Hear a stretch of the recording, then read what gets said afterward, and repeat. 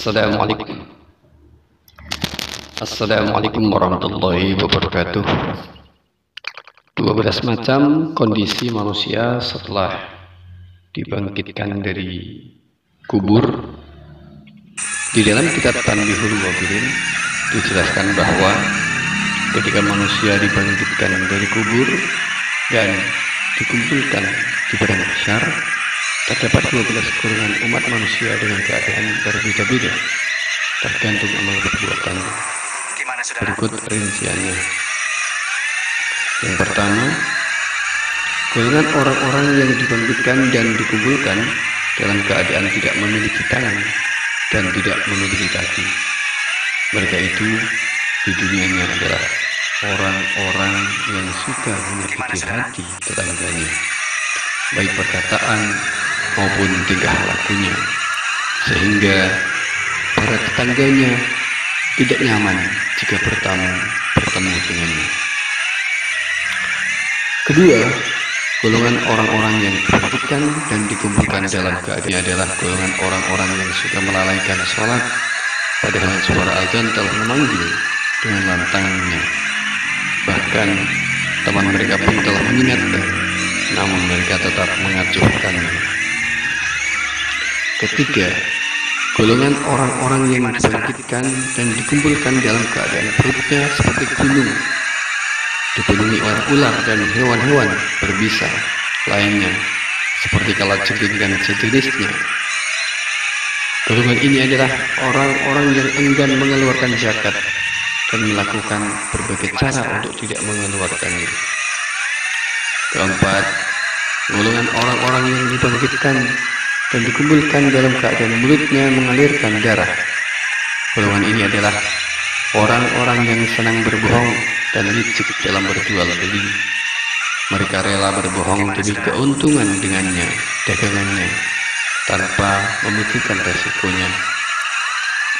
Yang kelima, golongan orang-orang yang dibangkitkan dan dikumpulkan dalam keadaan kembung. Badan mereka mengeluarkan bau yang sangat busuk, bahkan lebih busuk dari bangkai. Mereka ini adalah golongan orang yang gemar melakukan maksiat secara sembunyi-sembunyi karena takut kepada manusia, tetapi tidak takut kepada Allah. Keenam, golongan orang-orang yang dibangkitkan dan dikumpulkan dalam keadaan dipotong tenggorokan dan pundaknya. Mereka adalah golongan orang yang senang bersaksi dengan kesaksian palsu, padahal seorang saksi akan dimintai pertanggungjawaban di akhirat kelak atas kesaksiannya.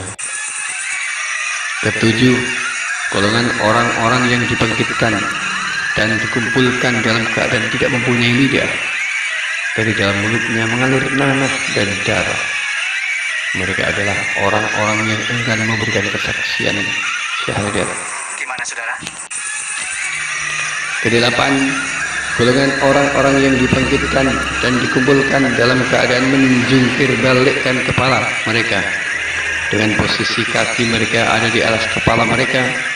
Mereka adalah golongan orang-orang yang sering berbuat zina kemudian mati dalam keadaan belum bertaubat. Kesembilan, golongan orang yang dibangkitkan dan dikumpulkan dalam keadaan hitam wajahnya dan melotot matanya dan perutnya dipenuhi oleh api. Mereka adalah orang yang senang mengambil hak dan memakan harta anak yatim secara zalim, bahkan tanpa merasa bersalah melakukannya.